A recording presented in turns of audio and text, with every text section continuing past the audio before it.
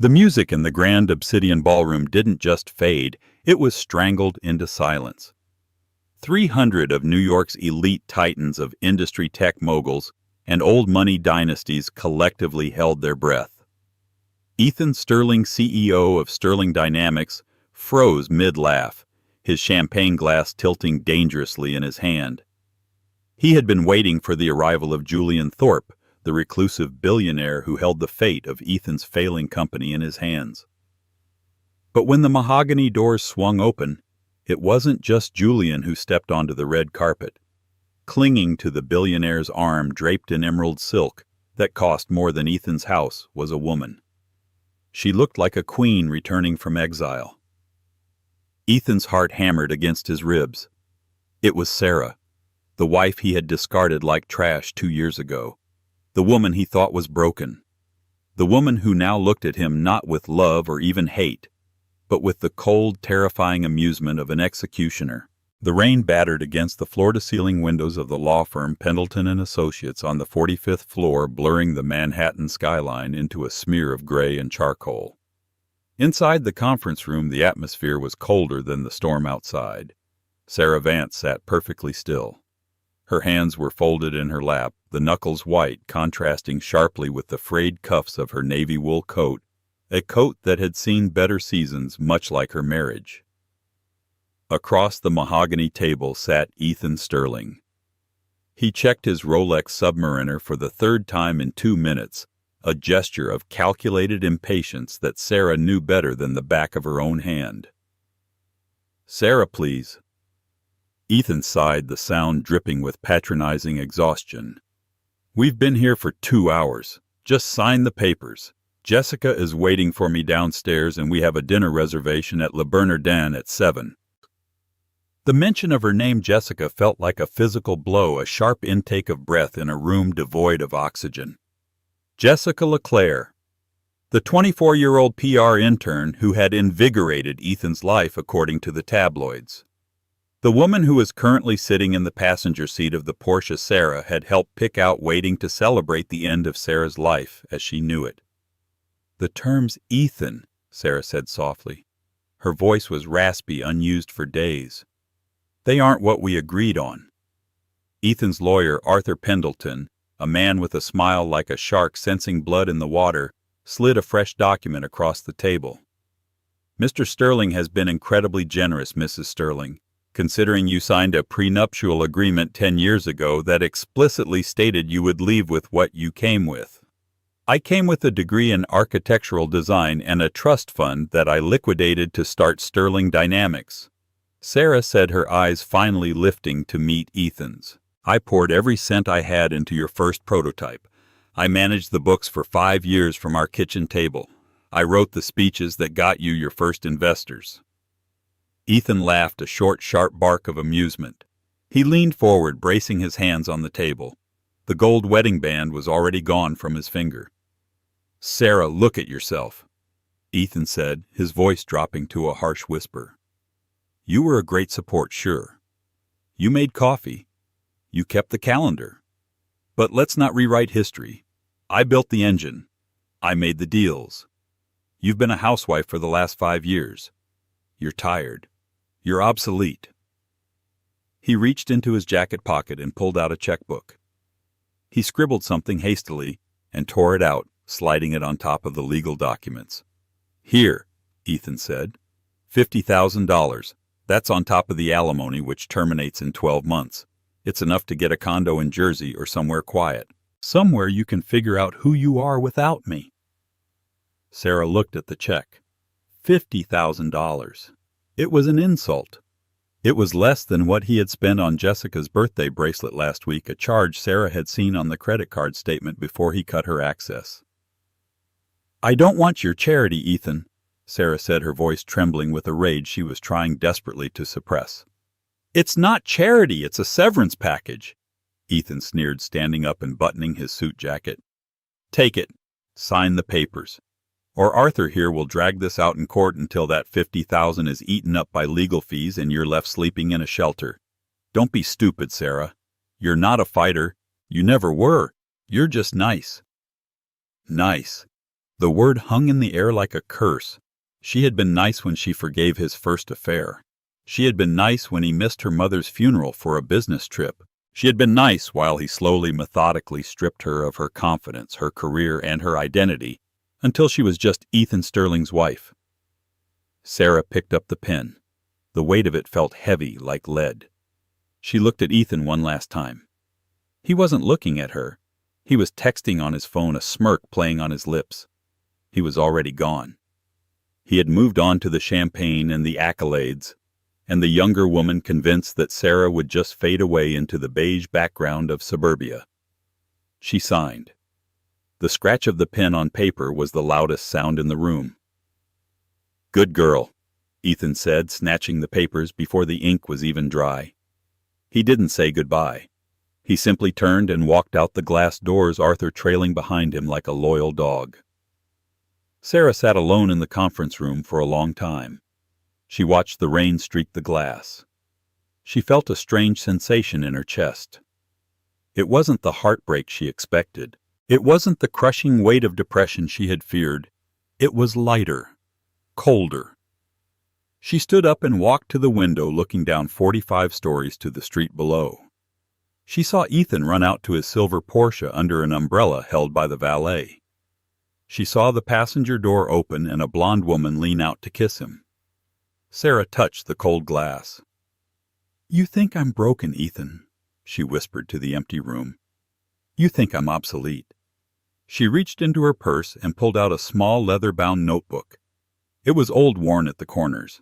It contained 10 years of ideas she had shared with him, and ideas she had kept for herself. Sketches, algorithms, market strategies that she had developed late at night while he was asleep. She wasn't leaving with nothing. She was leaving with the one thing Ethan Sterling couldn't buy, steal, or fake.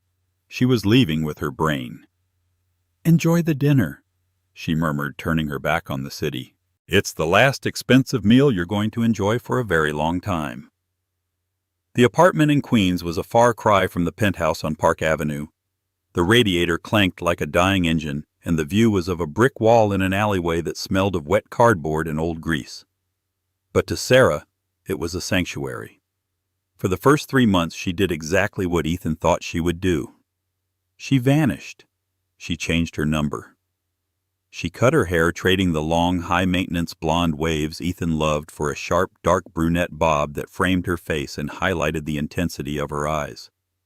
She lived off rice beans and the meager settlement money, hoarding every dollar for what came next. She wasn't mourning. She was planning. The walls of her small living room were covered in news clippings, stock printouts, and architectural blueprints. In the center of the chaos was a whiteboard with the single name written in red marker: Julian Thorpe. Julian Thorpe was a legend on Wall Street, but a ghost in society.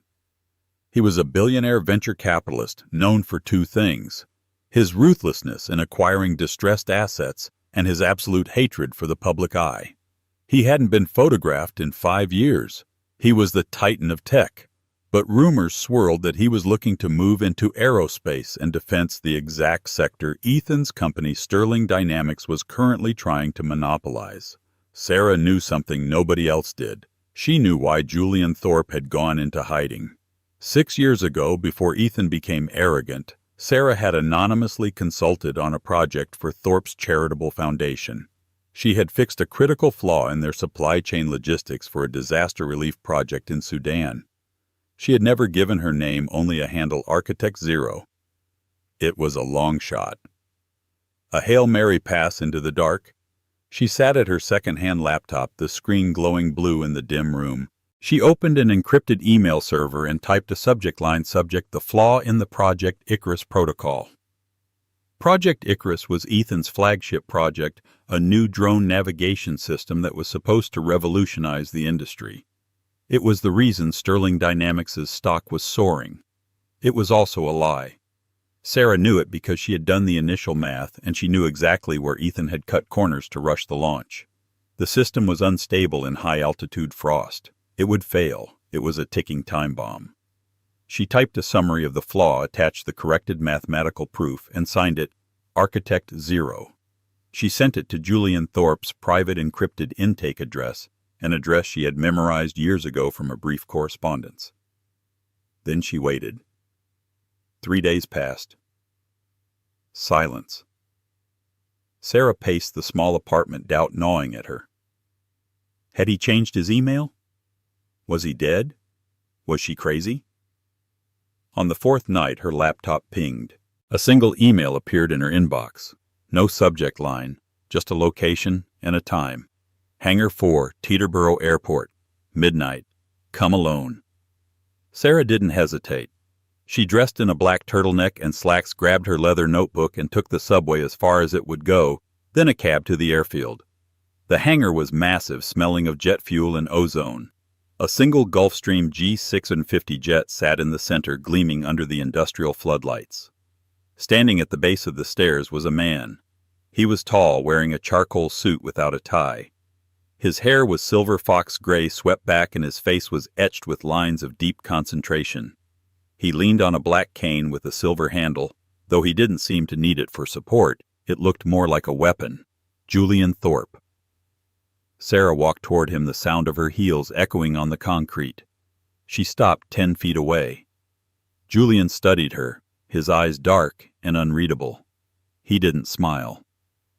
Architect Zero, he said. His voice was deep, resonant, and incredibly calm. I expected a team, or a defecting engineer, not a woman who looks like she's ready to burn down the city. Fire cleanses, Sarah replied evenly, holding his gaze.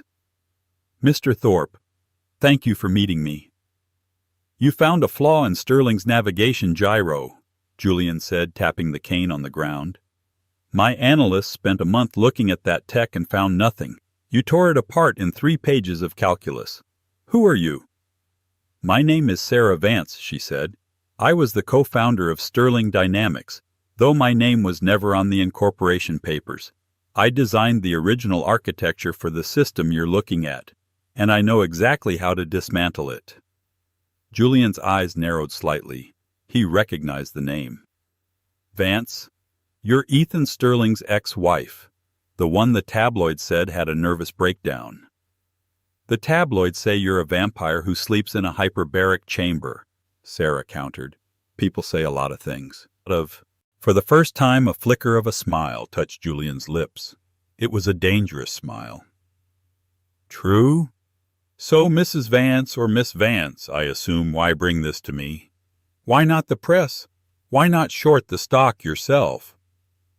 I don't have the capital to short the stock effectively, Sarah said, stepping closer. And the press is fickle.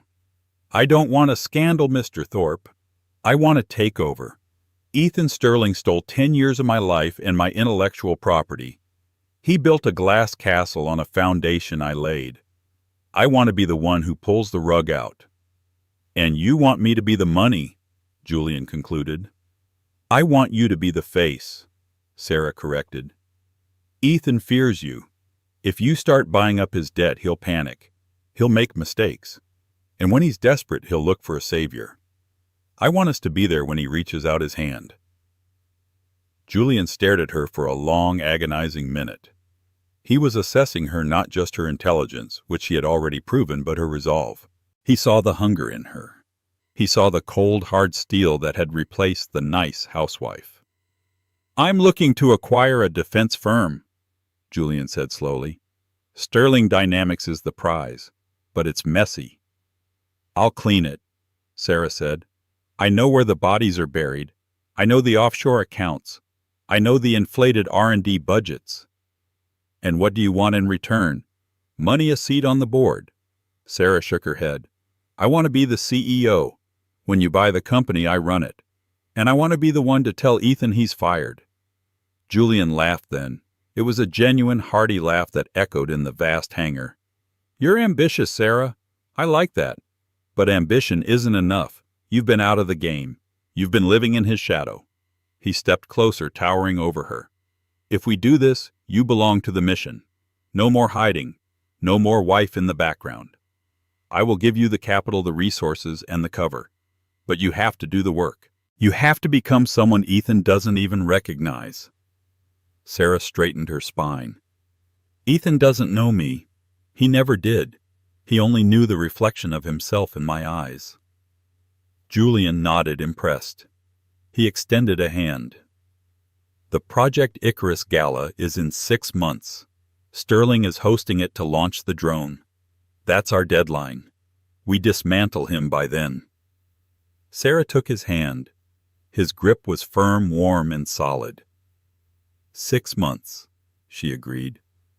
Welcome to the dark side, Sarah, Julian said. Let's get you out of Queens. We have work to do. As they walked up the stairs to the jet, Sarah didn't look back at the rainy airfield. She was thinking of Ethan laughing in the lawyer's office. She imagined the look on his face in 6 months. Panic, she thought. Pure, unadulterated panic. It was going to be a beautiful thing to watch. The location was not a corporate office, but a sprawling, mist-shrouded estate on the Isle of Skye in Scotland. Blackwood Manor, Julian Thorpe's ancestral home, was a fortress of solitude where the Atlantic winds battered the stone walls, and the only internet connection was a secure military-grade satellite uplink. For Sarah, it was a boot camp for the soul. Again, Julian's voice cracked through the cold morning air. Sarah stood in the center of the muddy courtyard, holding a fencing foil. Her breath came in white puffs. Her legs burned, her arms shook, but she raised the blade. Opposite her was a fencing instructor Julian had flown in from Paris, a man who didn't care that she was exhausted. "You are hesitating," Julian observed from the stone bench, wrapped in a wool coat, watching her like a hawk. "You are waiting for him to strike so you can parry. That is a defensive strategy.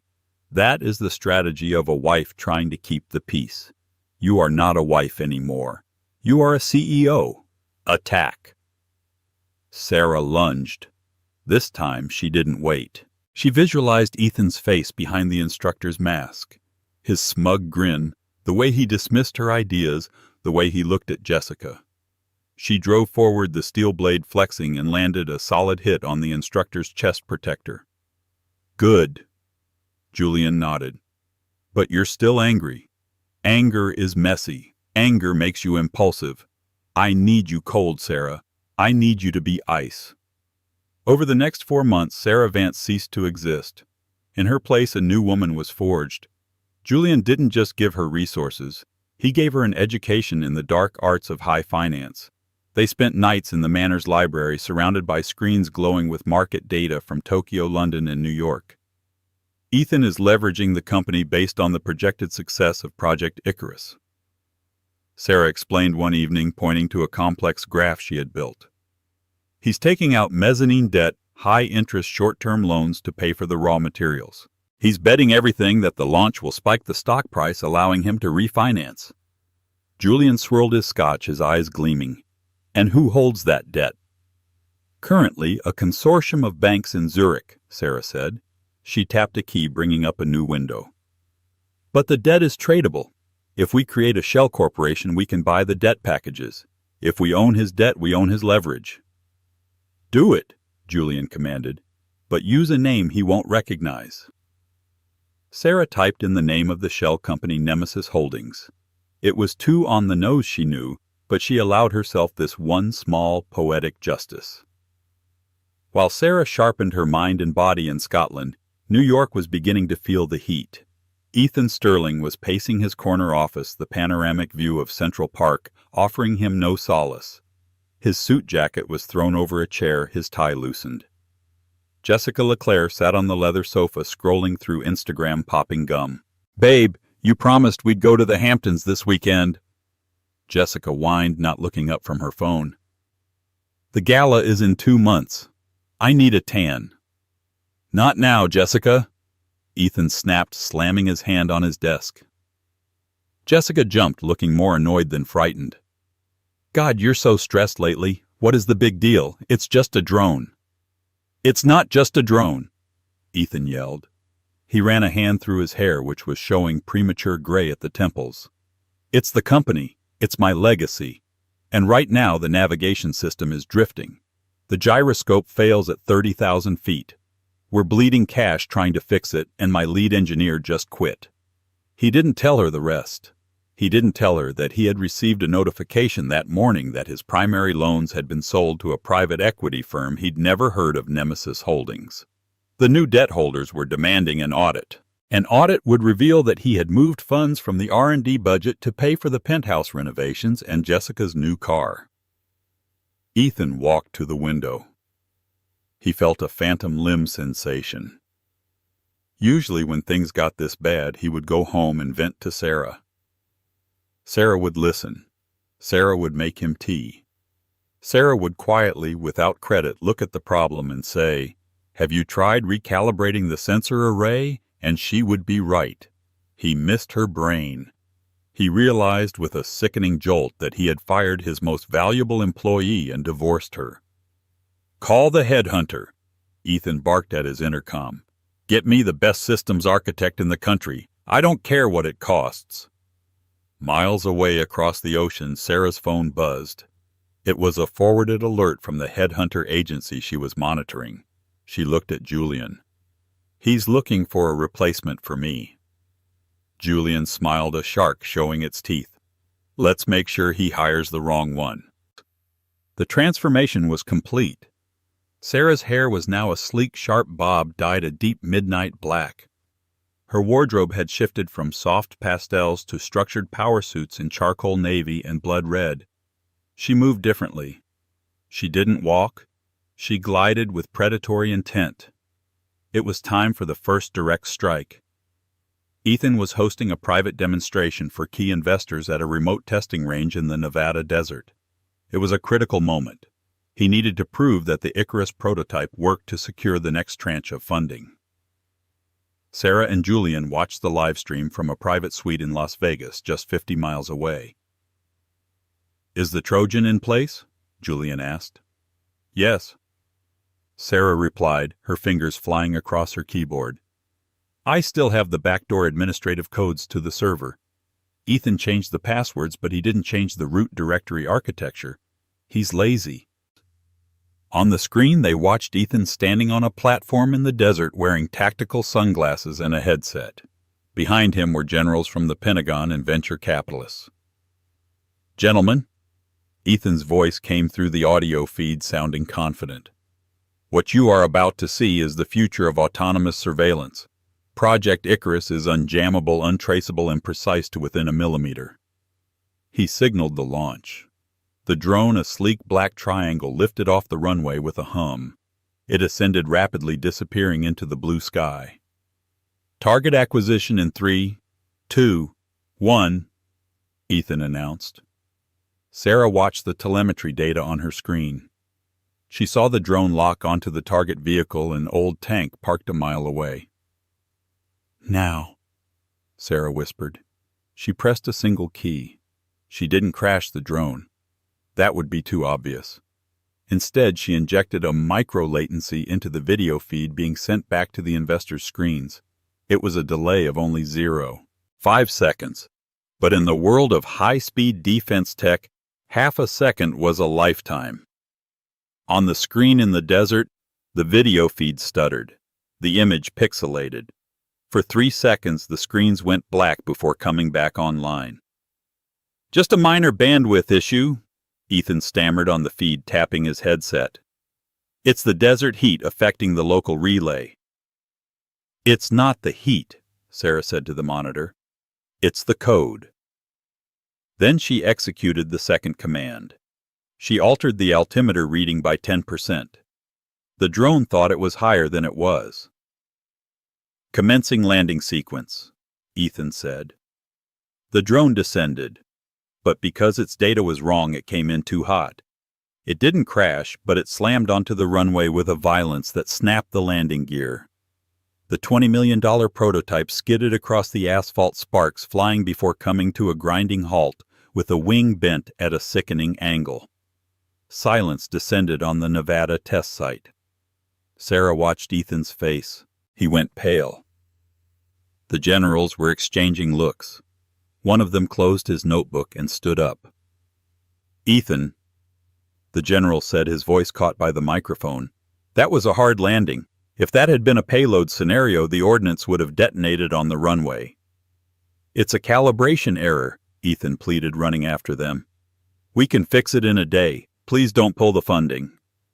Sarah closed the laptop. The room in Vegas was silent. He just lost the Pentagon contract, Julian said, his voice devoid of emotion. His stock will drop 20% by tomorrow morning. 30? Sarah corrected. Because I'm going to leak the telemetry data to the tech blogs anonymously. They'll see the latency issues. Julian looked at her. For a moment there was something like fear in his eyes mixed with admiration. You really want to destroy him? No, Sarah said, standing up and smoothing her skirt. I want to buy him, and I want to buy him cheap. Back in New York, the fallout was catastrophic. Sterling Dynamics stock plummeted. The board of directors was calling for an emergency meeting. Ethan was drinking scotch at 10:00 a.m. It was sabotage, Ethan screamed at his IT director. Someone messed with the code. We checked the logs, Mr. Sterling, the IT director said, trembling. It looks like a system error. The code it just degraded. It's the base architecture. It's flawed. Who wrote the base architecture? Ethan demanded. The IT director hesitated. Your wife did, sir. Before she left. It was Sarah's code. Ethan froze. He sank into his chair. He couldn't blame Sarah publicly.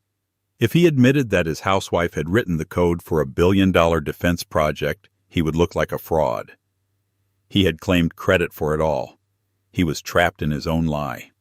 He picked up his phone. He had to fix this. He needed money. He needed a partner with deep pockets who could weather the storm and restore confidence. He scrolled through his contacts until he found the number his lawyer had given him. The number for the representative of Thorpe Capital. Connect me to Julian Thorpe's office, Ethan said, his voice shaking. Tell him I'm ready to talk about the Gala sponsorship.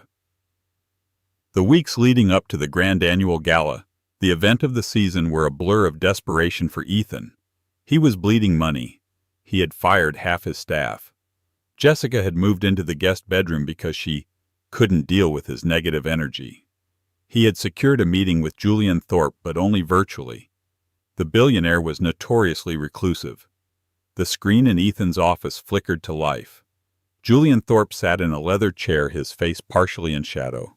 He looked every bit the titan of industry. Mr. Sterling, Julian said, you look tired. It's been a challenging quarter, Ethan admitted, trying to maintain his bravado. But Sterling Dynamics is resilient. We just need a strategic partner to get Icarus over the finish line.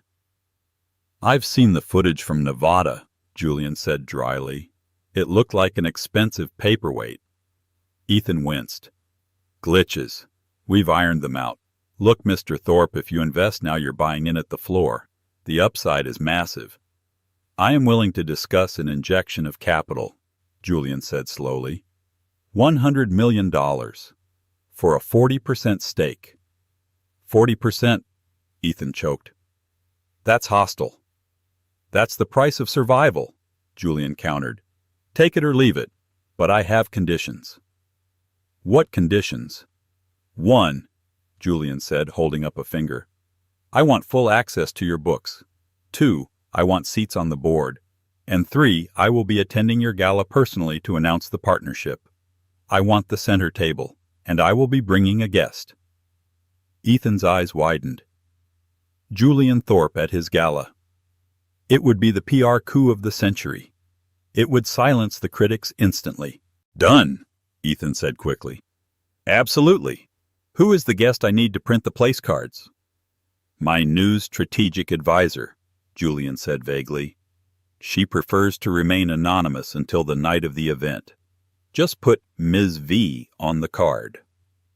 Ms. V, got it, Ethan said, writing it down. Mr. Thorpe, you won't regret this. I know I won't, Julian said. But you might. The screen went black. Ethan sat back, exhaling a breath he felt he'd been holding for months. He was saved. He had Julian Thorpe. The stock would bounce back. He could pay off Nemesis Holdings. He left the office early that day, feeling a spring in his step. He went to the luxury boutique on Fifth Avenue where Jessica was shopping for her gala dress. He found her in the dressing room wearing a gold sequined gown that was cut so low it was scandalous. "It's $15,000, Jessica said, twirling. "Do you like it?" Ethan looked at her. Really looked at her. She was beautiful, yes, but her eyes were empty. There was no calculation, no depth. She didn't know what a mezzanine loan was. She didn't know how to code. She was just expensive noise. "It's fine," Ethan said, handing his credit card to the sales clerk. "Just buy it." "You're in a good mood," Jessica chirped, snatching the receipt. "Did you fix the drone thingy?" "I found a partner," Ethan said. "Julian Thorpe. He's coming to the gala." "Who?" Jessica asked, bored. Ethan sighed. "The richest man in the city, Jessica. Try to be charming." The night of the gala arrived with the force of a hurricane. The grand obsidian ballroom was decked out in silver and blue, the colors of sterling dynamics. The press was there in droves, flashing bulbs creating a strobe effect on the red carpet. Ethan stood at the entrance, sweating in his tuxedo. Jessica was on his arm, checking her reflection in her phone every 30 seconds. "Where is he?" Ethan muttered, checking his watch. "He's late." "Maybe he stood you up," Jessica said unhelpfully. "He won't. He signed the letter of intent," Ethan said. But panic was clawing at his throat. Then the murmurs started. It began at the street level and rippled up the grand staircase. The crowd parted. The photographers started shouting, their flashes going off in a frenzy that was blinding. A black Rolls-Royce Phantom had pulled up. The driver opened the back door. Julian Thorpe stepped out. He looked regal in a bespoke tuxedo, leaning lightly on his silver-handled cane. The crowd gasped. The recluse had returned. But then Julian turned back to the car and extended his hand. A woman stepped out. She was wearing emerald green silk. The dress was backless, draped perfectly over a body that was leaner, stronger, and more dangerous than the one Ethan remembered. Her hair was a sharp, dark helmet of gloss. She wore diamonds at her throat that glittered like ice. She took Julian's arm. She didn't look down at the carpet. She looked straight ahead. Her chin lifted, her eyes scanning the crowd with a terrifying familiarity. Ethan squinted. The woman looked like, but no. It couldn't be. "Who is that?" Jessica asked, her voice shrill with jealousy. "Is that a model?" Ethan didn't answer. He couldn't breathe. The couple ascended the stairs. They moved closer. The woman's gaze locked onto Ethan. Her lips curved into a smile that didn't reach her eyes. It was the smile of the executioner. "Hello, Ethan," she said, her voice smooth, cultured, and devoid of the stuttering warmth of his ex-wife. "Sarah," Ethan whispered the word, strangling him. "It's Ms. Vance to you," she said softly. "And I believe we have a business meeting." The ballroom was a sea of black ties and designer gowns, but the gravitational center of the room had shifted entirely to table 1. Ethan Sterling sat there sweating through his custom tuxedo. To his right sat Jessica, who was aggressively stabbing at her lobster risotto, her mood souring with every minute that the cameras ignored her. To his left sat Julian Thorpe, the billionaire savior, eating with the calm precision of a surgeon. And directly across from Ethan sat Sarah. She hadn't touched her food. She was sipping sparkling water, watching him. It was unnerving. Every time Ethan looked up, he expected to see the nervous, apologetic woman he had divorced. Instead, he saw a stranger. She was engaging the CEO of Lockheed Martin in a debate about solid-state propulsion, her voice low and confident. The CEO was listening to her with rapt attention, nodding. "So," Ethan said, his voice too loud over the clinking silverware. "Sarah, you look well. I didn't know you knew Julian." Sarah turned her gaze to him. It felt like a spotlight hitting a deer. "There are a lot of things you didn't know, Ethan. You never asked." "I see you spent that $50,000 on a makeover." Jessica interjected, snapping her gum. She looked Sarah up and down with disdain. Is that dress rented? The table went quiet. Julian Thorpe stopped chewing. He slowly turned his head to look at Jessica. His expression was one of mild curiosity, as if he were observing a talking insect. This dress, Julian said, his voice deep and smooth, is a custom Givenchy, and Ms. Vance didn't buy it. I bought it for her. I find that when one works with a genius, one should ensure they are draped in excellence. Jessica's mouth fell open. Ethan kicked her under the table. Right. Ethan laughed nervously. A genius. That's very kind of you, Julian. Sarah was always helpful. With the books. I wasn't talking about bookkeeping, Julian said, returning to his meal. Ethan felt a bead of sweat roll down his spine. He leaned in toward Sarah. Look, Sarah, he hissed, lowering his voice so the others wouldn't hear. I don't know what game you're playing shacking up with Thorpe to make me jealous. It's pathetic. If you wanted more money, you could have just asked. Sarah smiled. It was a terrifyingly genuine smile. I don't want your money, Ethan. I have my own now. Please, Ethan scoffed. You have a settlement check. That's not having money. That's survival mode. The lights in the ballroom dimmed. A spotlight hit the stage. It was time for the keynote speech. Time for Ethan to announce the partnership that would save his skin. He stood up, buttoning his jacket, regaining his confidence. This was his arena. He grabbed the microphone and walked onto the stage. Ladies and gentlemen, Ethan boomed, his charisma switching on like a light bulb. Thank you for coming. Tonight we face a turning point. Sterling Dynamics has always been about pushing boundaries. We've had some turbulence recently. A few nervous chuckles from the audience. But turbulence is just proof that you're flying fast. Ethan continued. I am proud to announce that we are entering a new era, a partnership that will secure our future. Please welcome to the stage the man who believes in my vision, Mr. Julian Thorpe. The applause was thunderous. Julian stood up. He walked to the stage, taking the cane with him. He shook Ethan's hand firmly, then took the microphone. Ethan stepped back, beaming. He expected Julian to praise him. He expected Julian to announce the $100 million investment. Thank you, Julian said. The room went silent. I am indeed here to announce a restructuring of Sterling Dynamics. It is a company with great potential built on a foundation of brilliance. But recently that foundation has been neglected. Ethan's smile faltered slightly. I am not investing in Ethan Sterling, Julian said clearly. A murmur rippled through the crowd. Ethan took a half step forward. Julian, what are you?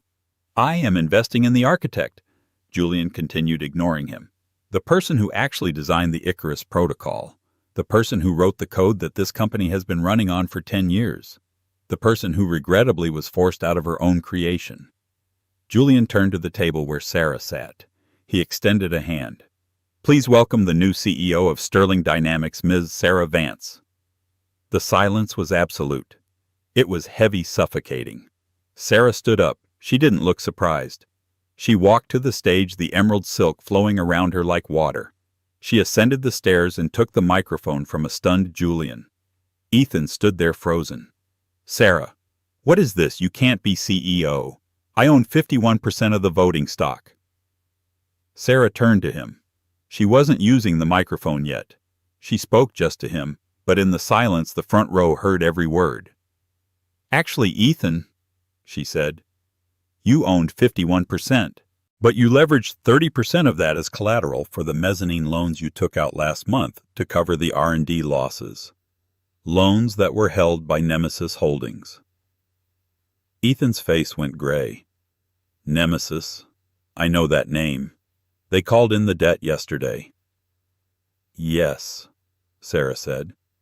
And since you couldn't pay the collateral, your stock forfeited to the lender. So, Ethan stammered. So, Nemesis owns it. Not you. Ethan, Sarah said, a pitying look in her eyes. Who do you think Nemesis is? She turned to the audience and raised the microphone. "Ladies and gentlemen," Sarah addressed the crowd, her voice strong, commanding, and unrecognizable from the woman who used to fetch coffee.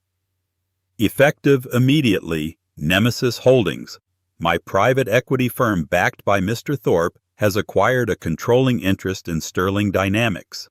Mr. Sterling has been relieved of his duties due to gross negligence and financial mismanagement." "You can't do this," Ethan screamed, lunging for the mic. Julian stepped in front of him, blocking him with the cane. Security guards, burly men in black suits, materialized from the shadows.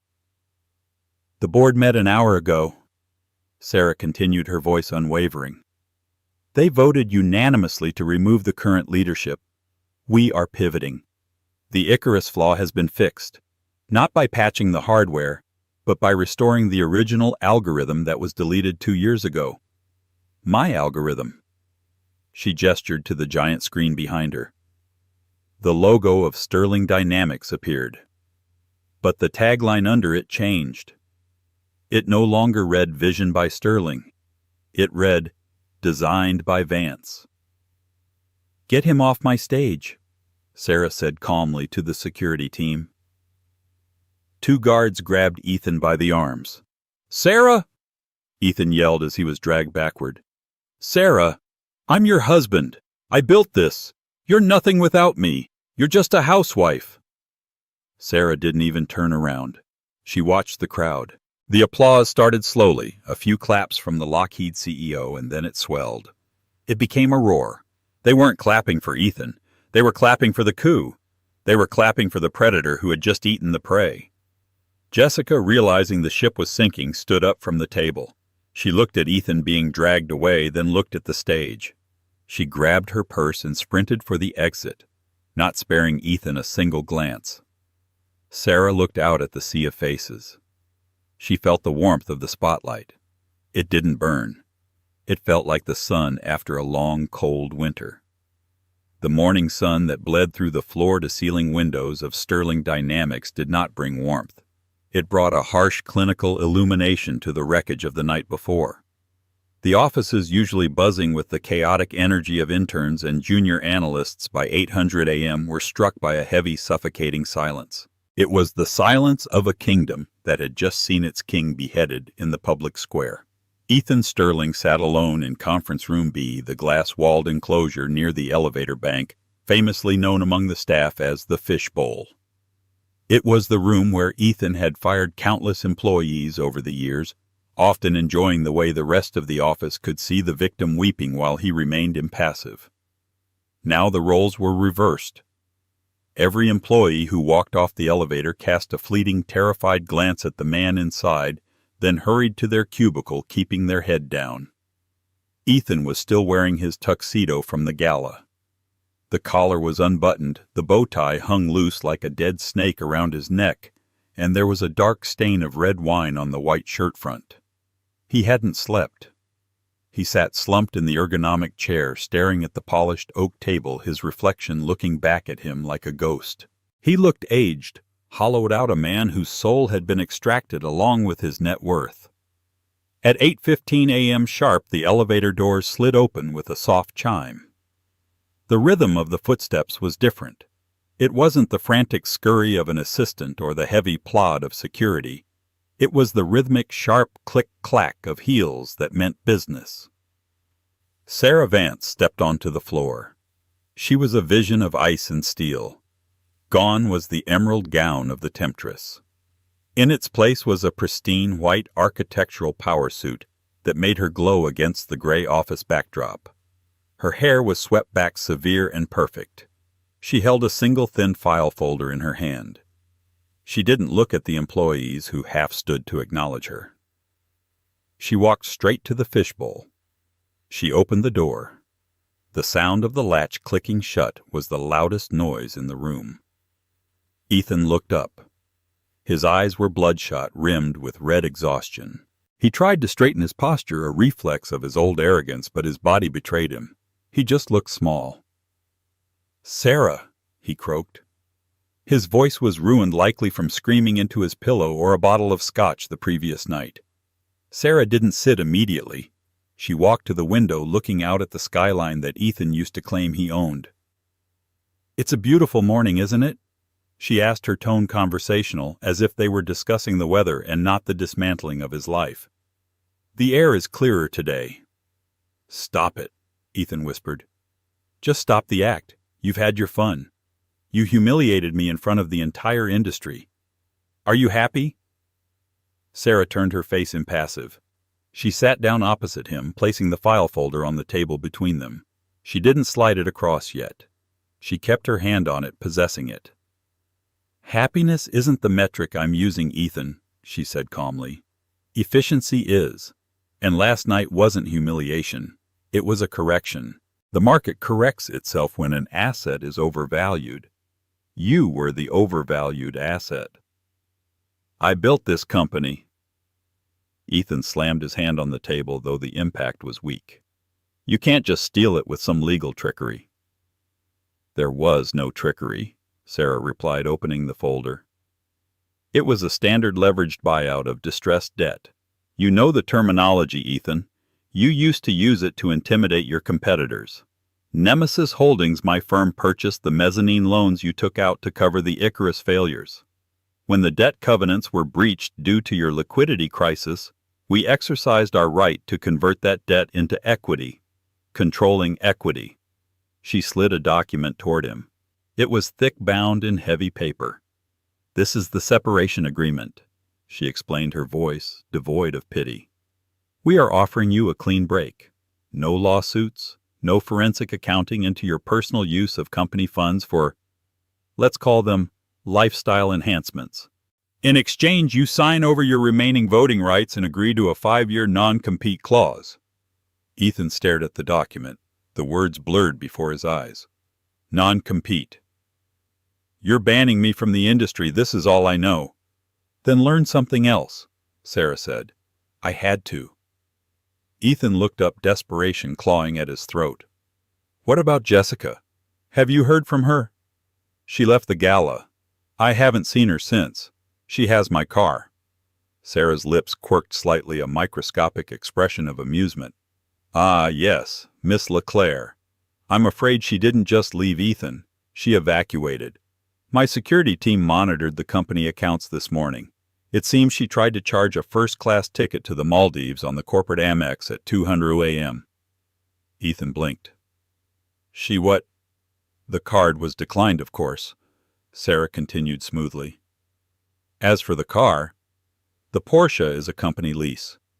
When she drove it out of the state, it triggered the GPS theft recovery protocol. I believe the New Jersey State Police pulled her over on the George Washington Bridge about 4 hours ago. She was arrested for grand theft auto. I imagine she's using her one phone call to find a lawyer not to call you." Ethan put his head in his hands. A low moan of absolute defeat escaped him. The younger woman, the trophy he had destroyed his marriage to acquire, had abandoned him the second the credit limit ran dry. "She took the jewelry, too," Sarah added, twisting the knife with surgical precision. "Though I suspect she'll find out soon enough that the diamonds you bought her last month were cubic zirconia. I saw the receipts in your personal file. You were really cutting corners everywhere, weren't you?" Ethan didn't answer. He was weeping silently, his shoulders shaking. It was a pathetic sight. 10 years of history, 10 years of Sarah supporting him, building him up, fixing his mistakes in the dark so he could shine in the light. All of it had led to this moment. Sarah reached into her purse. She pulled out a small, crumpled piece of paper. The edges were soft, worn from being carried in a pocket for months.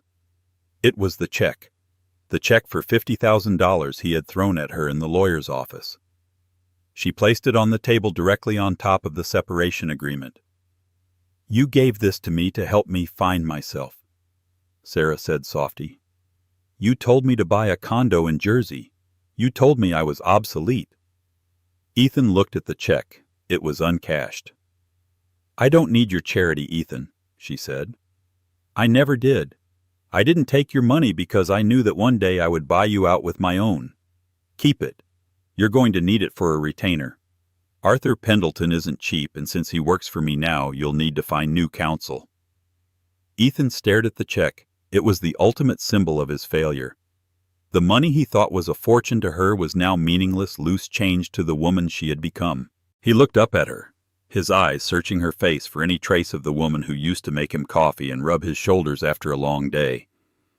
"Sarah, please, tell me the truth. Did you plan this from the day you left? Was our marriage just a long con to get the company?" Sarah stood up. She smoothed the front of her suit. She looked down at him, not with hatred, but with a distant, cold clarity. "I loved you, Ethan," she said, her voice steady. "I loved you so much that I made myself small so you could feel big. I stayed in the shadows so you wouldn't be blinded by my light. I wrote the code, I fixed the books, and I let you take the bows. I didn't want the company, I just wanted my husband." She leaned in closer, her hand resting on the glass table. "But you didn't want a partner," she whispered. "You wanted a fan. And when I stopped clapping and started thinking, you discarded me. This wasn't a con, Ethan. This was a consequence. You underestimated me. That was your first mistake. And in business, you don't get to make a second one." She turned and walked to the door. "Sarah," he called out, his voice cracking. "What am I supposed to do now?" She paused, her hand on the silver handle. She didn't look back. "Go find out who you are when you aren't Ethan Sterling, CEO," she said. "It's a terrifying journey. I suggest you start by learning how to make your own coffee." She opened the door and walked out. The office outside was still quiet, but the energy had shifted. As Sarah walked past the rows of cubicles, heads didn't turn away in fear anymore. They turned toward her in awe. The engineers, the analysts, the secretaries, they looked at her with a mixture of terror and absolute respect. They knew who the alpha was now. Waiting by the elevator bank was Julian Thorpe. He was leaning against the wall, looking effortlessly powerful in a charcoal suit. He wasn't on his phone. He was waiting for her. When he saw her approach, he straightened up. He looked past her through the glass walls of the fishbowl at the broken man weeping at the table. Julian's expression was unreadable, but he gave a single slow nod. "Is the transaction complete?" Julian asked, his voice low. "The papers are signed," Sarah said, falling into step beside him. "He's finished." "Good," Julian said. He pressed the button for the elevator. "The board is waiting in the penthouse. We have a lot of work to do. The stock is up 18% in pre-market trading. The world wants to know what Sarah Vance is going to do next." The elevator doors opened. It was empty. A blank canvas. Sarah stepped inside. She felt a lightness in her chest she hadn't felt in a decade. The weight of Ethan, of his ego, of her own silence, it was all gone. "Let's not keep them waiting," Sarah said, a small, genuine smile touching her lips. As the doors closed, shutting out the sight of the fishbowl and the man trapped inside it, Sarah didn't look down. She looked up at the digital numbers climbing higher and higher. She was ascending. And this time, there was no glass ceiling to stop her. The fall of Ethan Sterling became a cautionary tale whispered in the boardrooms of New York for decades. It was a story not just about greed, but about the fatal error of underestimating the quiet ones. Sarah Vance didn't just reclaim her life. She redefined what it meant to be powerful. She proved that the most dangerous person in the room isn't the one shouting commands, but the one who knows how the machine works because she built it. She taught the world that silence is not weakness, and that a woman scorned doesn't just get mad, she gets ownership. The check for $50,000 remained uncashed on the table, a paper tombstone for a marriage that died of arrogance. Sarah never looked back, for she knew that the view from the top was far better than the view from the sidelines. If you enjoyed this story of betrayal, revenge, and the ultimate comeback, please hit the like button. It helps the channel immensely. Share this video with someone who needs a reminder of their own worth, and don't forget to subscribe and ring the bell so you never miss a story. Let me know in the comments. Do you think Ethan deserved a second chance? Or did he get exactly what was coming to him? Thanks for watching. Everyone told Serena Vance to fight. They told her to scream, to sue, to burn Marcus's empire to the ground for what he did. But when the divorce papers slid across the mahogany table, Serena didn't scream. She didn't even cry. She just signed and vanished. The tabloids called her the discarded wife. They painted her as weak. But they forgot one thing in the world of the elite: silence isn't surrender. It's a strategy. 2 weeks later, a single photograph surfaced that terrified her ex-husband and changed everything. This is the story of the woman who walked away with nothing only to reveal she already owned it all. The conference room on the 42nd floor of Sterling and Lockwood smelled of lemon polish and intimidation. It was a cold, glass-walled aquarium designed to make anyone sitting on the guest side feel small. Serena Vance sat with her hands folded in her lap. She wore a simple navy dress, perhaps a season or two old, and no jewelry. Across from her sat Marcus Sterling, the man she had been married to for 12 years. He was looking at his watch. "Serena, let's not make this harder than it needs to be." Marcus said, his voice smooth, the same voice he used to charm venture capitalists and charm the pants off his 24-year-old assistant Tiffany. "The prenup is ironclad. You know that. Arthur has explained it." Arthur Pendleton, the family lawyer who had attended their wedding, looked down at his files, unable to meet Serena's eyes. "The terms are standard, Mrs. Sterling. A lump sum of $2 million. The apartment in Connecticut. No alimony. No claim to the Sterling Tech shares." It was a pittance. Marcus had just made the Forbes list. His net worth was hovering around $900 million. $2 million was what he spent on his car collection last year. "And the NDA?" Serena asked softly. Her voice was steady, devoid of the tremors Arthur had expected. "Standard procedure."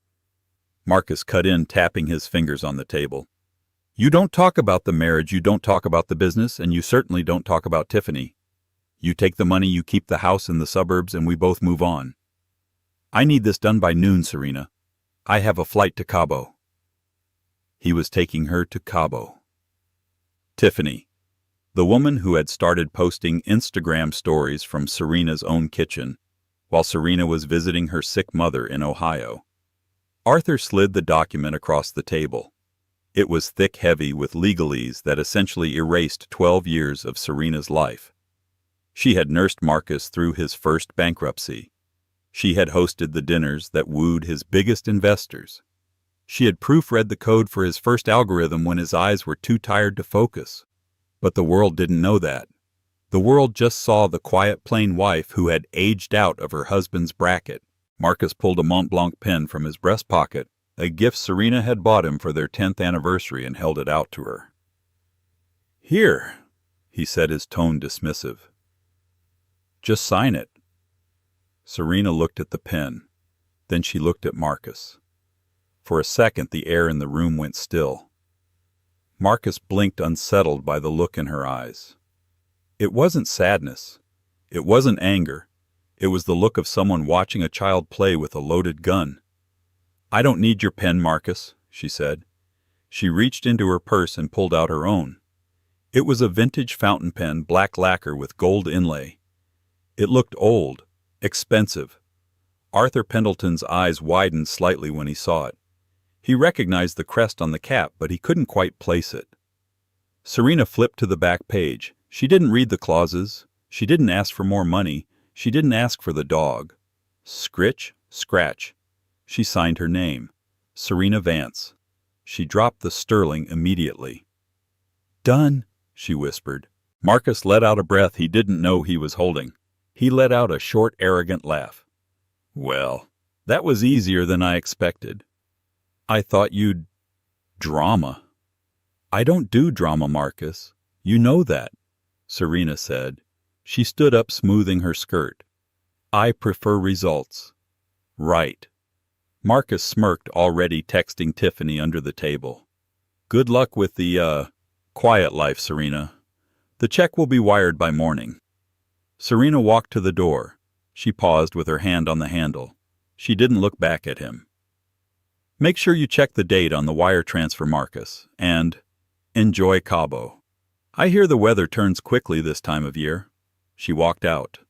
Marcus laughed, shaking his head. "She's broken," he told Arthur. "Totally broken. She didn't even fight for the Range Rover." Arthur didn't laugh. He was staring at the signature on the paper. The ink was still wet. Marcus, Arthur said slowly. Did you ever ask Serena about her family? Her real family. She's from Ohio. Her dad was a librarian or something. Why? No reason, Arthur muttered, closing the folder. Just that pen she used. I've only seen that crest once before, on a letterhead from the Banque Privée in Geneva. Marcus waved him off. She probably found it at an antique shop. She loves junk like that. I'm free, Arthur. I'm a free man. Marcus Sterling walked out of that office thinking he had just shed 130 pounds of dead weight. He had no idea he had just pulled the pin on a grenade that had been sitting in his lap for a decade. The next 3 months were a masterclass in public humiliation orchestrated by Marcus Sterling and Tiffany Rourke. Marcus didn't just move on, he broadcasted it. Tiffany, a 24-year-old influencer with a penchant for neon bikinis and tagging brands, moved into the penthouse Serena had decorated. The tabloids ate it up. Daily Mail headline, "Out with the old, in with the bold, CEO Marcus Sterling debuts new fiancée weeks after quiet divorce." Page 6, Serena, who the ex-wife of tech mogul vanishes into suburbia. They paparazzi caught Serena once a week after the divorce loading groceries into a modest sedan in Connecticut. She looked tired. She wore sweatpants. The caption read, "The sad aftermath of a billionaire's ex." Marcus laughed when he saw it.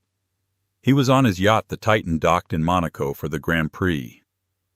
Tiffany was dancing on the deck with a bottle of Dom Perignon streaming live to her 2 million followers. "She looks pathetic," Tiffany giggled, zooming in on the photo of Serena on her phone. "God, Marcus, how did you survive 10 years with that? She's so beige." "I was charitable."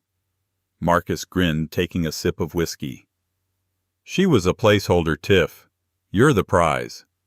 But back in New York, the business was hitting snags. Small ones at first. Marcus's company Sterlotech was preparing for a massive merger with a European conglomerate, Omnicorp. It was the deal that would turn Marcus from a millionaire into a billionaire. But the due diligence meetings were going poorly. "They're asking about the Vance protocol in the algorithm," his CTO David said during a frantic Zoom call. "They want to know who wrote the core security patch." "I did," Marcus lied smoothly. "It's my code." "They know it's not Marcus. The syntax is different. They're asking to speak to the original architect. They said the code signature matches an external contractor." "Well, find the contractor and pay them off," Marcus snapped. "We can't find them. The employee ID is just listed as SV from 2014. Marcus froze. SV Serena Vance. He shook his head. Impossible. Serena helped him with typos. She organized his files. She didn't write code. She had a degree in art history. She was a librarian's daughter. SV must have been some freelancer he forgot about. "Just handle it, David. I'm in Monaco. Don't ruin my vibe." He hung up annoyed. He needed a distraction. "Babe," Tiffany yelled from the deck. "Come look. Who is that?" Marcus walked over. A massive superyacht was pulling into the slip next to them. The Titan was 150 feet long and impressive, but the boat pulling in eclipsed them. It was the Obsidian, a 300-foot floating palace owned by the Kensington family. The Kensingtons were old money. Not tech CEO money, real money. Railroad steel banking crowns. Victoria Kensington, the matriarch's granddaughter, was the it girl of the global elite. She didn't talk to press, she didn't do influencers, and she certainly didn't hang out with new money tech bros like Marcus. "That's Victoria Kensington," Marcus said, adjusting his sunglasses. "If we can get invited to their party tonight, the merger is in the bag. The Kensingtons own 15% of Omnicorp." "I'll DM her," Tiffany chirped. "You don't DM Victoria Kensington, you idiot," Marcus hissed. He watched as the gangway of the Obsidian lowered. Paparazzi on the shore were going wild, cameras flashing like strobe lights. First came the bodyguards. Then came Victoria Kensington, looking tall and icy in a white Chanel jumpsuit. And then walking right next to her, laughing arm in arm, was another woman. She was wearing oversized sunglasses, a wide-brimmed hat, and a dress that Marcus recognized from the cover of Vogue's September issue, a custom piece that hadn't even been released to the public yet. She carried herself with a regal posture that seemed familiar, yet foreign. "Who is that with Tori?" Tiffany asked, squinting. "Is that a model?" The woman turned to help Victoria with her bag. As she turned, the wind caught her hat, tilting it back. The sunlight hit her face. Marcus dropped his whiskey glass. It shattered on the teak deck. It was Serena, but not the Serena in sweatpants, not the Serena who sat quietly at dinner parties. This woman was radiant. Her hair was cut in a sharp chic bob. Her skin glowed, and on her wrist, glinting in the Mediterranean sun, was a Patek Philippe watch that cost more than the house Marcus had generously let her keep. "No," Marcus whispered. "That's impossible." Down on the dock, the paparazzi were screaming. "Victoria, Victoria, who is your friend?" Victoria Kensington stopped. She put her arm around Serena's waist and smiled at the cameras, a rare, genuine smile. She pointed at Serena. "This?" Victoria said, her voice carrying over the water to where Marcus stood frozen. "This is the woman who saved my portfolio. This is Serena, and we're going shopping." The shutters clicked 1,000 times a second. Serena looked up, straight up at the Titan. She saw Marcus. She saw Tiffany. She didn't wave. She didn't scowl. She just lowered her sunglasses, looked him dead in the eye, and gave a small, barely perceptible nod. Then she turned linked arms with the heiress and stepped into the waiting Rolls-Royce Phantom. Marcus's phone began to buzz. It was Arthur, his lawyer. "Marcus?" Arthur's voice was trembling. "I just got a call from the board of Omnicorp." "Not now, Arthur. I think I'm hallucinating." "Marcus, listen to me. The acquisition is on hold." "Why?" Marcus screamed, his eyes still fixed on the retreating Rolls-Royce. "Because Omnicorp just hired a new external consultant to audit your code. A silent partner." "Who?" "Serena Vance." The photograph didn't just circulate, it detonated. By the time Marcus managed to pick up the shards of his whiskey glass on the deck of the Titan, the image of Serena and Victoria Kensington was trending globally. Twitter X was ablaze. TikTok detectives were already dissecting Serena's outfit frame by frame. Who is the woman with Victoria Kensington? Is that the sad ex-wife from Connecticut? No way. Look at the posture. That bag is a Hermes Himalaya Birkin. You don't buy that. You are invited to buy that. Who is she really? In the master suite of his yacht, Marcus was pacing, his phone glued to his ear. Tiffany was sitting on the bed sobbing into a pillow, not because she was sad, but because she had lost 10,000 followers in an hour. The comments on her latest bikini post were brutal. "You're the downgrade, sweetie." "Arthur, find out what she's doing there." Marcus barked into the phone. "Is she working for the Kensingtons? Is she a nanny? A personal assistant?" "Marcus?" Arthur's voice was weary. "I called the Kensington family office. I tried to use your connection with the Omnicorp deal to get a read on the situation. They laughed at me." "They laughed?" "The chief of staff told me, and I quote, 'Ms. Vance is not a staff member. She is a guest of the family, and Mr. Sterling should focus on his own liquidity issues rather than his ex-wife's itinerary.'" Then they hung up. Marcus threw the phone onto the velvet duvet. "She's doing this to spite me. She spent 12 years clipping coupons and watching Netflix, and suddenly she's Grace Kelly. It's a facade. She probably spent the entire divorce settlement on that one outfit." But deep down, a cold knot of dread was tightening in his stomach. He remembered the pen, the bank in Geneva, the way she had signed the papers without reading them. "I don't do drama, Marcus. I prefer results." Meanwhile, 3 miles away at the Hôtel de Paris, the atmosphere was very different. The royal suite was a sprawling expanse of marble and gold leaf overlooking the harbor. Victoria Kensington was kicked back on a chaise lounge, still wearing her white jumpsuit, eating a club sandwich with her hands. Serena sat at the desk, her laptop open. The glamorous mystery woman vibe was gone. She was in work mode. She was typing rapidly, her eyes scanning streams of data that would make a Wall Street trader dizzy. "You broke the internet, Wren," Victoria said, wiping mayonnaise from her lip. "Marcus is calling my brother. He's calling my publicist. He's panicked." Serena didn't look up from the screen. He should be. His liquidity ratios are a mess. He's leveraged Sterlotech against his personal assets to fund the acquisition. If the Omnicorp deal stalls for more than 2 weeks, the banks will call in his loans. He'll be insolvent. Victoria shook her head admiringly. "You really are cold, you know that. The man dumped you for a walking spray tan and you're not even angry. You're just disassembling him, like a Lego set." Serena stopped typing. She swiveled her chair around. He underestimated the variable Vic. He thought he was the architect of his success. He forgot who built the foundation. Serena walked over to the balcony. The wind whipped her hair. She looked down at the harbor, spotting the Titan in the distance. It looked like a toy boat from up here. "Do you remember Zurich 2012? Serena asked. Victoria's playfulness vanished. She sat up. "I try not to." "Your father had just passed. The board was trying to push you out of Kensington Industries. They said you were too young, too inexperienced. They forged those emails to make it look like you were embezzling." "And everyone believed them," Victoria whispered. "Even my own uncles."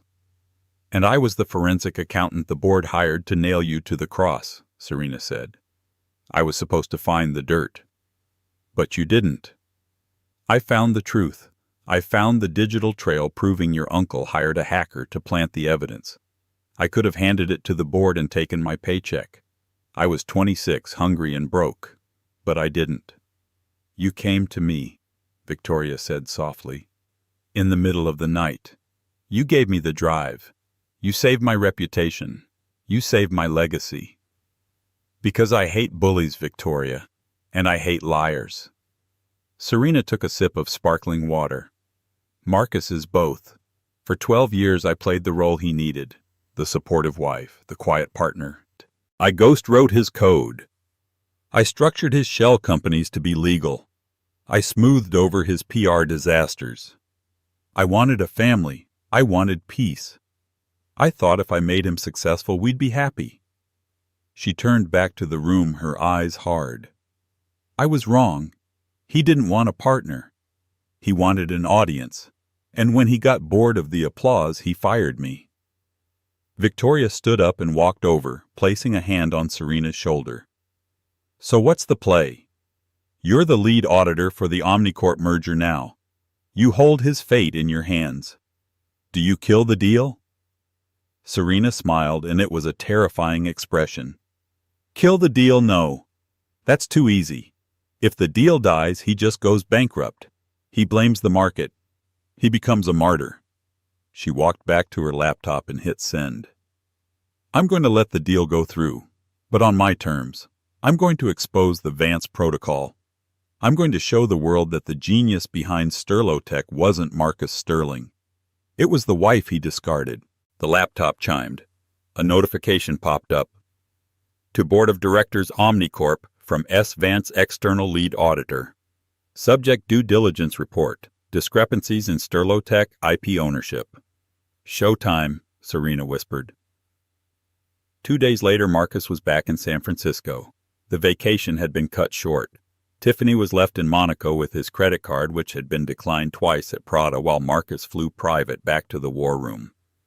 The headquarters of Sterlotech was a glass monolith in Silicon Valley. Usually Marcus walked in like a god. Today he walked in like a fugitive. He stormed into the boardroom. The entire executive team was there. David, the CTO, looked like he hadn't slept in a week. "Tell me this is a joke." Marcus slammed his briefcase on the table. "Omnicorp is demanding a code audit. They want to interview the original author of the core algorithm. I told you to fake it, David." We can't, David stammered. The auditor they hired, she's good. Too good. She flagged lines of code that we didn't even know existed. Hidden signatures. She says the IP doesn't belong to the company. Who is she? Marcus demanded. Get her on a video call. I'll offer her double whatever Omnicorp is paying. Everyone has a price. She's already here, a voice said from the doorway. Marcus spun around. Standing in the glass doorway was Serena. She wasn't wearing the couture dress from Monaco. She was wearing a sharp charcoal gray power suit, tailored to within an inch of its life. Her hair was slicked back. She held a leather portfolio, not the cheap plastic folder she used to carry his dry cleaning receipts in, but a custom Italian leather case. Behind her stood 3 lawyers Marcus recognized immediately. They were from Halloway & Finch, the most aggressive corporate litigation firm in New York. They were sharks, and they were walking behind Serena like she was the Great White. Serena. Marcus breathed the color draining from his face. What are you doing here, security? Security can't help you, Marcus, Serena said, walking into the room. The executives parted for her like the Red Sea. She took the seat at the head of the table, his seat. Marcus was too stunned to move. Get out of my chair. It's not your chair anymore, Serena said calmly, opening her portfolio. As of this morning, Omnicorp has frozen the merger pending an investigation into intellectual property theft. And since your loan covenants require the merger to close by Friday, the bank has technically seized operational control of Sterlotech. She looked up at him. Her eyes were cold, professional. I've been appointed by the bank and Omnicorp as the interim compliance officer. I'm in charge, Marcus. The room went dead silent. You could hear the hum of the server room down the hall. You, Marcus sputtered, a vein throbbing in his forehead. You're a housewife. You don't know anything about this business. You think you can just walk in here because you're sleeping with the Kensingtons? Serena didn't flinch. She reached into her portfolio and pulled out a thick black notebook. It was battered, the spine cracked. Marcus froze. He recognized that book. He had seen it on her nightstand for years. He thought it was her diary. He thought she wrote poems or grocery lists in it. Do you know what this is, Marcus? She asked, tapping the cover. Your diary, he sneered, trying to regain composure. It's a ledger, she corrected. The black ledger. She opened it to a page marked with a red tab. August 14th, 2016, system crash. The database was corrupted because you tried to cut corners on the server migration to save money for your Ferrari down payment. You called me crying, saying you were going to lose everything. Who fixed it? Marcus swallowed hard. You called tech support. I was tech support, Marcus. I rewrote the database architecture in 4 hours while you slept off a panic attack. I logged it here. She flipped a page. November 2019. The scandal with the senator's daughter. You thought it went away. It didn't go away. I negotiated the settlement. I structured the payments through a blind trust so it wouldn't trace back to the company. I saved your reputation. I logged it here. She flipped another page. And the algorithm, the Sterling engine that this entire company is based on. She looked at David, the CTO. David, bring up the source code for the core kernel. Line 405. David hesitated, then typed on his laptop. The code appeared on the giant screen behind Serena. Read the comment line, Serena commanded. David squinted. It says, written by SV for MS. Happy anniversary. A collective gasp went through the room. I wrote the engine, Marcus, Serena said, her voice low and dangerous. I gave it to you as a gift for our 5th anniversary. But since I signed the divorce papers last week and the prenup specifically stated that I retain ownership of all personal creations prior to formal employment, and since I was never formally employed, she closed the book with a heavy thud. The engine belongs to me. You're trying to sell my property to Omnicorp. Marcus fell back into a chair, his legs giving out. This is fraud. You can't prove you wrote it. I just did, Serena said. And I have the original timestamps on my private server, which, by the way, I've already sent to the Omnicorp board. She stood up. The power in the room swirled around her. She wasn't the discarded wife. She was the Titan. Here's the deal, Marcus. You have two options. Option A, I sue you for IP theft, fraud, and breach of contract. The merger dies. The bank seizes your assets. You go to prison for misleading investors. And Tiffany leaves you because you'll be broke. And option B. Marcus croaked, his voice barely a whisper. Option B, Serena said, walking toward the door. You resign as CEO, effective immediately. You admit to health reasons. You sign over your voting rights to a trustee of my choosing. In exchange, I let the merger go through. You walk away with a payout enough to live comfortably, but nowhere near $1 billion. And you never ever say my name in public again. She stopped at the door and looked back. You have 1 hour to decide. I'll be in your office. Or rather, my office. She walked out. The lawyers followed. Marcus sat alone in the boardroom, surrounded by the executives who used to fear him, looking at the empty chair where his wife used to sit. He realized then that he hadn't just lost a wife. He had lost the engine that made him run. But Serena wasn't done. This was just business. The personal reckoning was still to come. Because there was one more name in the black ledger. A name that Marcus had kept hidden even from himself. A secret that connected Serena not just to the Kensingtons, but to a scandal that could bring down more than just a tech company. As Serena walked into the CEO's office, her phone buzzed. It was a text from Victoria Kensington. The Baron is landing in San Francisco tonight. He saw the news. He knows you're active again. Be careful, Wren. He's not like Marcus. He doesn't play by the rules. Serena looked out the window at the Silicon Valley skyline. A small, grim smile touched her lips. Good, she whispered. I'm tired of rules. Marcus Sterling was not handling his downfall with grace. 3 days after being ousted from his own company, he sat in a dim leather-boothed corner of the Cavalier, a private club in San Francisco. He wasn't drinking his usual single malt scotch. He was drinking vodka straight, and he was staring at his phone. The headlines were relentless. The Vance victory, how the ex-wife took the throne. Sterling stock soars 12% after leadership change. That was the knife in the gut. The market liked her better than him. It's a temporary correction, Marcus mumbled to the empty seat across from him. She'll crash it. She doesn't have the stomach for the big leagues. I wouldn't be so sure about that, Mr. Sterling. Marcus looked up. A man was standing by the booth. He was older, perhaps in his 60s, wearing a suit that whispered of Savile Row tailoring, navy wool perfectly cut. He leaned on a silver-tipped cane. His hair was silver swept back, and his eyes were a pale, watery blue that seemed to see right through Marcus's vodka haze. Who are you? Marcus slurred, trying to straighten his tie. I'm not taking pitches today. I'm not here to pitch, Marcus. I'm here to salvage, the man said. He didn't ask for permission. He simply slid into the booth. He signaled the waiter with a single raised finger. A bottle of the 82 Lafitte, and water for my friend.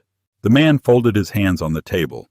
My name is Elias Vane, but in certain circles in Europe they call me the Baron. Marcus blinked. The name rang a bell. Vane Logistics, Vane Heavy Industries, old dark money, the kind of money that moved governments. What do you want with me? Marcus asked, suddenly sobered by the man's aura.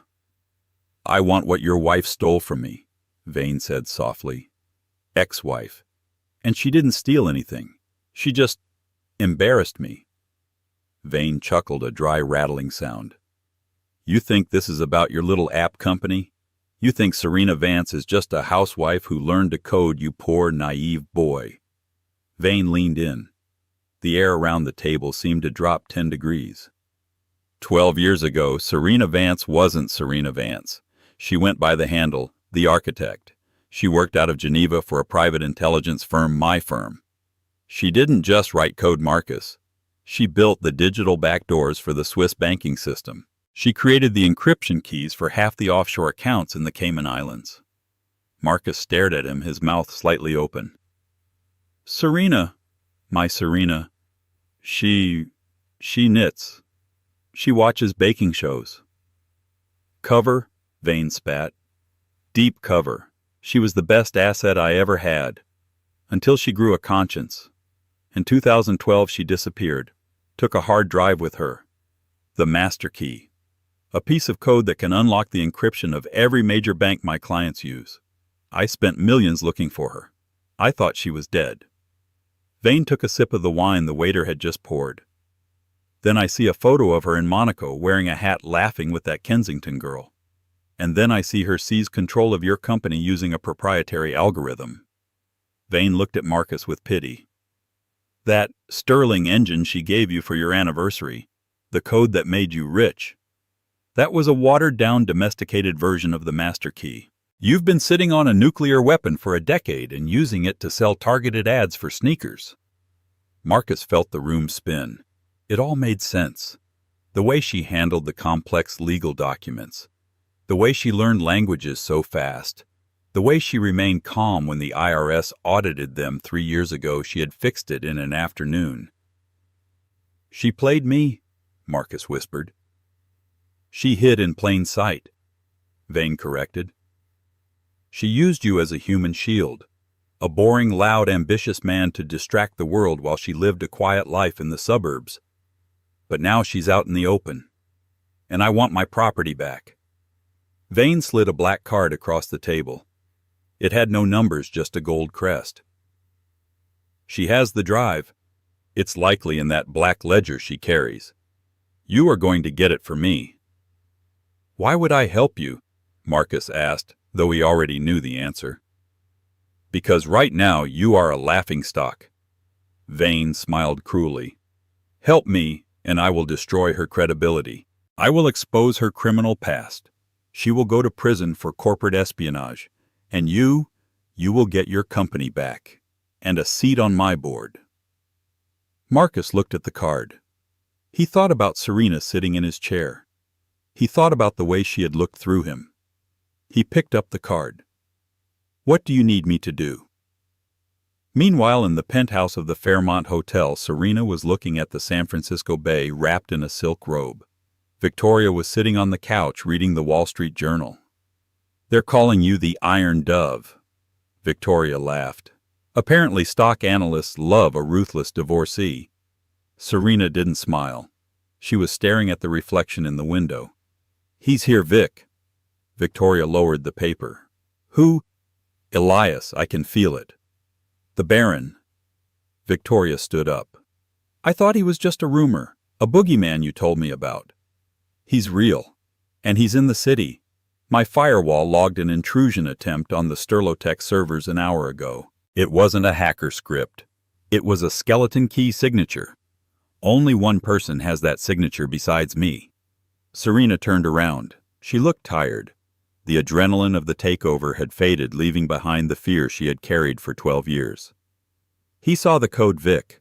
When I exposed the Vance protocol to stop Marcus, I signaled my location. I rang the dinner bell for the wolves. So we fight, Victoria said fiercely. You have the Kensingtons behind you now. We have lawyers' security. Elias Vane eats lawyers for breakfast, Serena said. He doesn't want a lawsuit. He wants the Black Ledger. It contains the original source code for the master key. If he gets it, he can drain the accounts of his enemies. He can topple economies. That's why I stole it. That's why I ran. So destroy it, Victoria said. Burn the book. I can't. It's the only leverage I have. If I destroy it, he kills me. As long as I have it, I'm dangerous. Serena walked over to the safe in the wall. She punched in a code, scanned her retina, and the heavy door hissed open. Inside sat the battered black notebook. I have to finish this, Serena said, taking the book. I can't run anymore. I'm not the librarian's daughter anymore. She looked at Victoria. The Red Gala is tomorrow night at the De Young Museum. Everyone will be there. The press, the investors, and him. You think he'll try something at a museum gala? I think he'll try to corner me publicly. He likes an audience. He thinks fear works best in a crowd. Serena's eyes hardened. But he forgot one thing. What's that? He taught me everything I know, but I learned a few things from Marcus, too. Victoria raised an eyebrow. From Marcus? What could that idiot teach you? Serena smiled, a sharp, dangerous curve of her lips. How to put on a show. The De Young Museum was bathed in crimson light. It was the night of the Red Gala, the most exclusive charity event of the San Francisco social calendar. Tickets were $50,000 a plate. The dress code was strict rouge. Marcus arrived early. He was wearing a burgundy velvet tuxedo that looked a little too flashy, a little too desperate. He wasn't on the guest list, but Elias Vane was, and Marcus was his +1. The humiliation of walking in as a guest to an event he used to sponsor burned, but he swallowed it. He scanned the room. It was a sea of red silk rubies and fake smiles. "She's not here yet," Marcus whispered into his lapel mic. "She likes an entrance." Vane's voice crackled in his ear. Vane was somewhere above in the VIP observation deck watching the chessboard. "Stick to the plan, Marcus. Get her alone. Get the bag." At 8:15 p.m. the room went silent. At the top of the grand staircase, Serena Vance appeared. She wore a gown of deep blood-red liquid satin that clung to her body like a second skin. It was backless, daring, and utterly commanding. Around her neck was a diamond choker that looked suspiciously like the Kensington Crown jewels on loan. But it was what she held in her hand that caught Marcus's eye. A small crystal-encrusted clutch, just big enough for a notebook. She descended the stairs flanked by Victoria Kensington and 2 massive bodyguards. The photographers went wild. Marcus stepped forward, his heart hammering. He had to get her away from the guards. "Serena!" he called out, putting on his best remorseful ex-husband face. Serena stopped. The crowd parted. She looked at Marcus with mild amusement. "Hello, Marcus. I see you kept the velvet tux. I always told you that color washed you out." "Can we talk?" Marcus pleaded loud enough for people to hear. "Just for a minute. I want to apologize. For everything. Please." Victoria moved to block him, but Serena held up a hand. "It's okay, Vic. Give us a moment." She stepped closer to Marcus. "You have 2 minutes." "Not here," Marcus whispered. "On the terrace, please." Serena studied him. She saw the sweat on his brow. She saw the earpiece in his ear. She knew. "Fine," she said. She walked with him to the glass doors leading to the sculpture garden. It was dark outside, the fog rolling in from the bay. As soon as the doors clicked shut, Marcus's demeanor changed. He stopped looking sad and started looking desperate. "Give it to me, Serena." "Give you what?" "The book, the ledger. I know what's in it. I know who you are. The architect." Serena didn't blink. She adjusted her shawl. "So Elias found you. I wondered how long it would take. Did he promise you the company back, or maybe a nice little island?" "He promised me my life back," Marcus hissed. "You ruined me. You lied to me for 12 years. I protected you." Serena snapped, her voice finally rising. "I kept you safe from my world, a world where people don't get sued, Marcus, they get erased, and now you've invited the devil to dinner." "He's here," a deep voice said from the shadows. Elias Vane stepped out from behind a Rodin sculpture. He held a silenced pistol casually low at his side. "Hello, architect." Vane smiled. "You look ravishing. Red suits you. It hides the bloodstains." "Elias." Serena nodded, her pulse steady. "You're looking old. The Swiss winters must be harsh on your joints." "Enough banter," Vane said. "Hand over the clutch. I know the ledger is inside, the master key. And if I don't, then I shoot your ex-husband." Vane shrugged. No great loss to the world, frankly. But then I shoot you. And I take it off your corpse." Marcus froze. "Wait, you said no violence? You said we'd just scare her." "You really are an idiot, aren't you?" Vane laughed. "There are no witnesses out here, Marcus, just fog." Serena looked at Marcus. She saw the terror in his eyes. Despite everything, the betrayal, Tiffany, the cruelty, she felt a pang of pity. He was just a pawn. "Let him go, Elias," Serena said. "This is between us." "The book first." Serena slowly lifted the crystal clutch. She opened it. Vane stepped closer, greedy anticipation lighting up his eyes. Marcus cowered against the glass door. Serena reached into the bag. "You want the master key?" she asked. "You want the code that controls the world?" "Give it to me," Vane demanded. Serena pulled her hand out. She wasn't holding a notebook. She was holding a detonator. "What is that?" Vane stopped. "You taught me, Elias. Always have a kill switch," Serena said coldly. "The ledger isn't in my bag.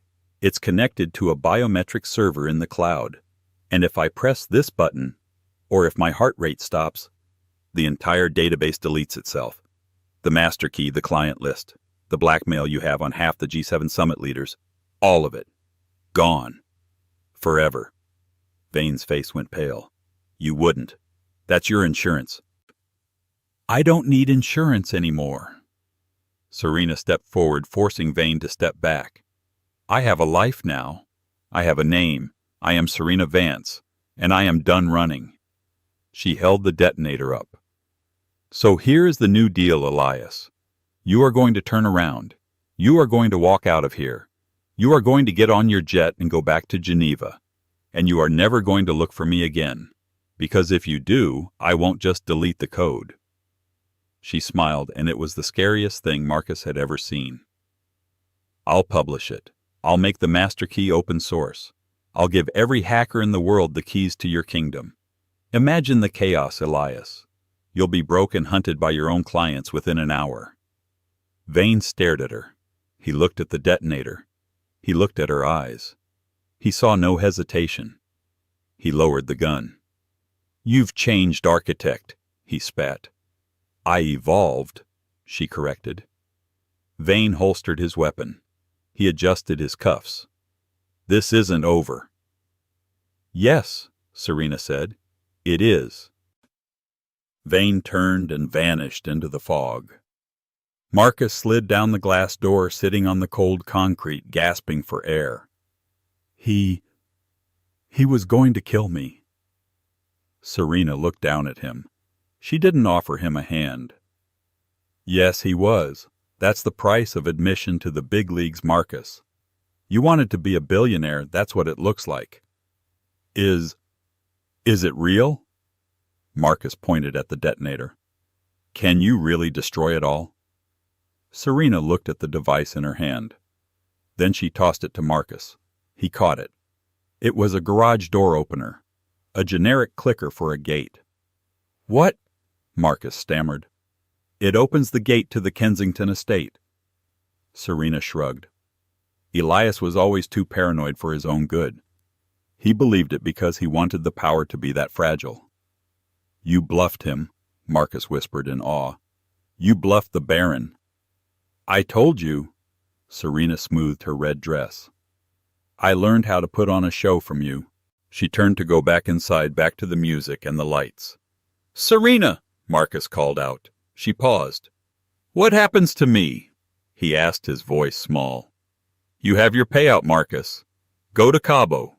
Take Tiffany. Be quiet. Because if you ever try to come for me again, next time I won't use a garage door opener." She opened the glass doors. The warmth of the gala hit her. Victoria was waiting right there with 2 glasses of champagne. "Handled?" Victoria asked. "Handled," Serena said, taking the glass. "And Marcus." Serena looked back at the man sitting alone in the dark, clutching a garage door opener like it was a lifeline. "He's exactly where he belongs," Serena said. "In the past." 12 months later, the world looked very different. In a small rented condo in Boca Raton, Florida, Marcus Sterling sat on a beige microfiber couch. The air conditioning rattled a stark contrast to the silent central climate control of his old penthouse. On the coffee table sat a half-eaten pizza and a stack of unpaid bills. Tiffany was gone. She had lasted exactly 3 weeks after the settlement money ran out. She was now dating a cryptocurrency promoter in Miami. Marcus picked up his iPad. He didn't have an assistant to screen his news anymore.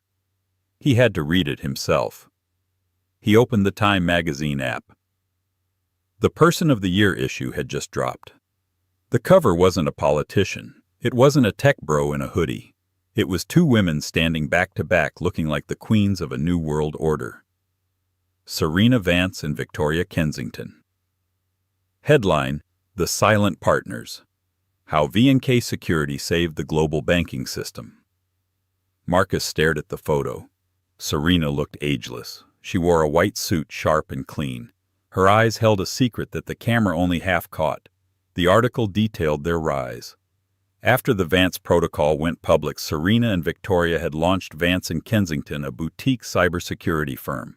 Within 6 months, they had contracts with the Pentagon, the Swiss Federal Council, and ironically Omnicorp.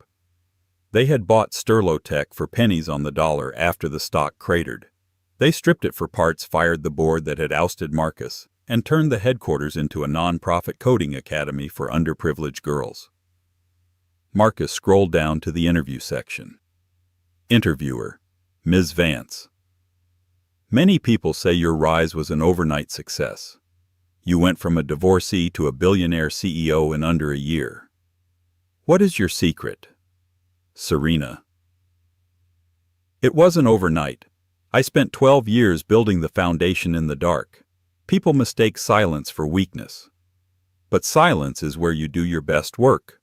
While everyone else is shouting to be heard, the architect is quietly drawing the blueprints. Interviewer: And what about the rumors of your past, the Black Ledger? The Baron. Serena: My past is just data. I archived it. I'm focused on the future. Marcus closed the iPad. He felt a strange mix of bitterness and admiration. He realized now that he had never really known her. He had married a reflection of what he wanted to see, while the real Serena Vance was hiding behind the mirror holding the entire building up. He looked at the cheap pen on his table. It was a plastic ballpoint he got from the bank. He remembered the gold inlay fountain pen Serena had used to sign the divorce papers. The one with the crest. He finally Googled the crest. It was the coat of arms for the Order of the Sphinx, a civilian merit award given by the Swiss government for services to national security.